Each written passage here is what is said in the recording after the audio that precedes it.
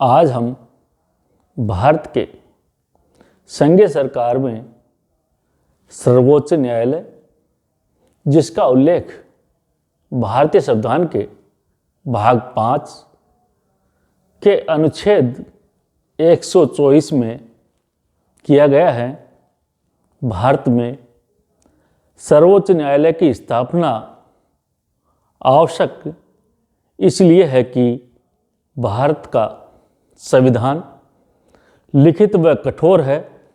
साथ ही संविधान की सर्वोच्चता के सिद्धांत को अपनाया गया है।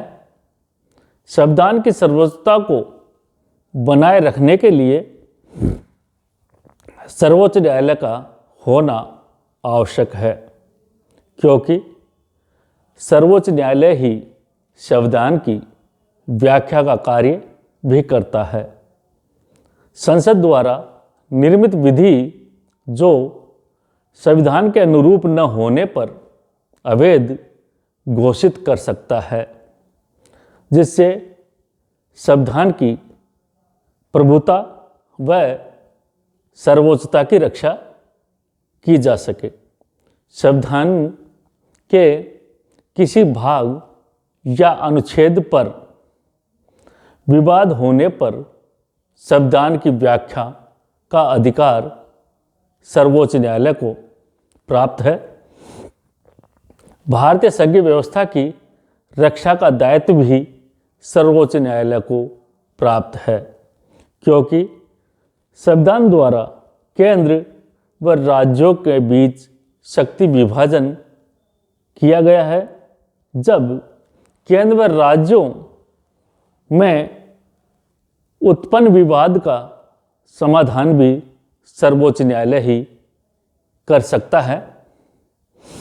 यदि तथा भारत के नागरिकों को प्राप्त मौलिक अधिकारों की रक्षा का कार्य भी सर्वोच्च न्यायालय का ही है। यदि कार्यपालिका या व्यवस्थापिका किसी के मौलिक अधिकारों में हस्तक्षेप करती है तो सर्वोच्च न्यायालय बंदी प्रत्यक्षीकरण, परमादेश, प्रतिषेध, अधिकार परीक्षा व उत्प्रेषण के माध्यम से भारतीय नागरिकों के मौलिक अधिकारों की रक्षा करता है। हमारे अध्ययन में सर्वोच्च न्यायालय के इतिहास की चर्चा करना आवश्यक है कि भारत में सर्वप्रथम 1773 के रेगुलेटिंग एक्ट के माध्यम से 1774 में कलकत्ता में न्यायालय की स्थापना की गई, जिसके प्रथम मुख्य न्यायाधीश लॉर्ड डंपे थे। इसके बाद भारतीय शासन अधिनियम 1935 के अंतर्गत 1937 में दिल्ली में संघ न्यायालय की स्थापना की गई, जिसके मुख्य न्यायाधीश मॉरिस गेवियर थे। स्वतंत्र भारत में सर्वोच्च न्यायालय की स्थापना 28 जनवरी 1950 को दिल्ली में की गई, जिसके पहले न्यायाधीश श्री हरिलाल जे कानिया थे। वर्तमान में शरद अरविंद बोबले हमारे देश के मुख्य न्यायाधीश है। संविधान के अनुच्छेद 124 में सर्वोच्च न्यायालय का उल्लेख है, जिसमें कहा गया है कि भारत में एक सर्वोच्च न्यायालय होगा, जिसमें एक मुख्य न्यायाधीश सहित 8 न्यायाधीश होंगे। ये कब की बात है? जनवरी 50 की। परंतु इसके साथ ही यह भी उल्लेख है कि समय समय पर आवश्यकता अनुसार संसद इसकी संख्या में बढ़ोतरी कर सकती है, जो साधारण कानून से भी बढ़ाया जा सकता है। वर्तमान में सर्वोच्च न्यायालय में मुख्य न्यायाधीश सहित 34 न्यायाधीश कार्यरत है। यह संख्या 2019 में बढ़ाई गई थी। सर्वोच्च न्यायालय के न्यायाधीशों की नियुक्ति कैसे की जाती है, इसका भी उल्लेख भारतीय संविधान के अनुच्छेद 124 में किया गया है, जिसमें कहा गया है कि राष्ट्रपति सर्वोच्च न्यायालय के मुख्य न्यायाधीश के परामर्श करने के बाद ही अन्य न्यायाधीशों की नियुक्ति करता है, परंतु यह कहा गया है कि मुख्य न्यायाधीश की सलाह अति आवश्यक है। 1950 से 1993 तक राष्ट्रपति मंत्रिपरिषद की सलाह से न्यायाधीशों की नियुक्ति करते थे, परंतु 1993 से कॉलेजियम सिस्टम, जो सर्वोच्च न्यायालय के मुख्य न्यायाधीश सहित 5 सदस्यीय कमेटी की सिफारिश के आधार पर राष्ट्रपति नियुक्त करता है। सर्वोच्च न्यायालय के न्यायाधीश बनने की योग्यताएं: वह भारत का नागरिक हो, किसी भी उच्च न्यायालय में 5 वर्ष तक न्यायाधीश के पद पर कार्य किया हो, या किसी भी उच्च न्यायालय में 10 वर्ष तक वकालत की हो, या राष्ट्रपति की नज़र में कानून का ज्ञाता हो। इन योग्यताओं के आधार पर न्यायाधीश बनाया जा सकता है। भारत में सबसे अधिक न्यायाधीश उच्च न्यायालय के न्यायाधीशों में से ही बनाए गए हैं। वकालत के आधार पर अब तक 8 न्यायाधीश बने हैं।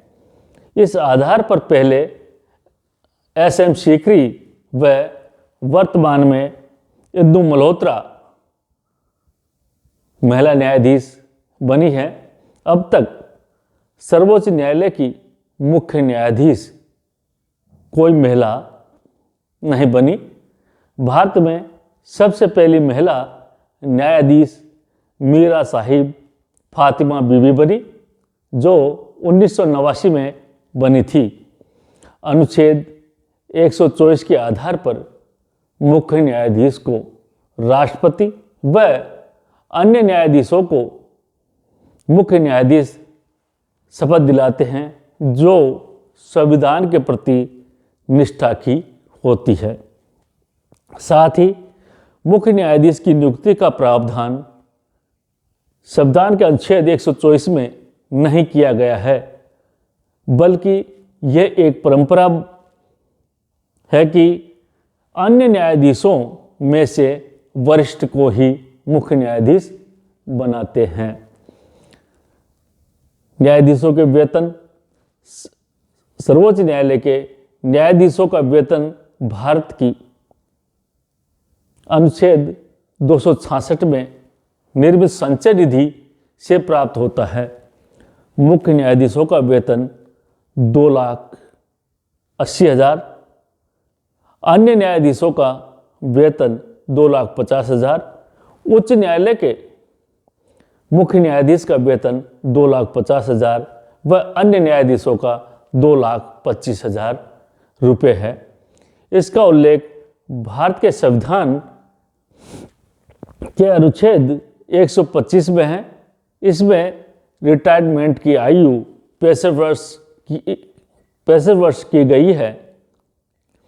रिटायरमेंट के बाद यह किसी भी लाभ के पद पर कार्य नहीं कर सकते, नहीं किसी न्यायालय में वकालत भी नहीं कर सकते।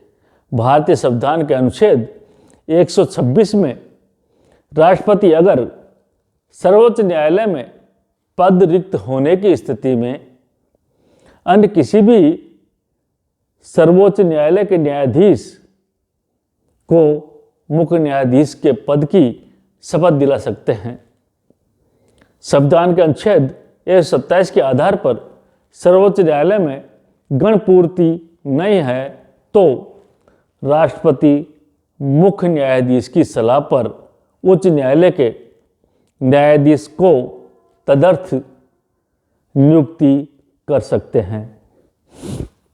अनुच्छेद 128 के आधार पर गणपूर्ति के लिए सर्वोच्च न्यायालय के रिटायर्ड न्यायाधीश को राष्ट्रपति की सलाह पर नियुक्त कर सकते हैं। संविधान के अनुच्छेद 130 के आधार पर सर्वोच्च न्यायालय दिल्ली में स्थित है। मुख्य न्यायाधीश को यह अधिकार है कि वह सर्वोच्च न्यायालय को राष्ट्रपति की सलाह पर अन्य शहर में भी स्थापित किया जा सकता है। साथ ही हमारे संविधान के अनुच्छेद 348 में स्पष्ट कहा है कि सर्वोच्च न्यायालय की संपूर्ण कार्रवाई अंग्रेजी भाषा में होगी।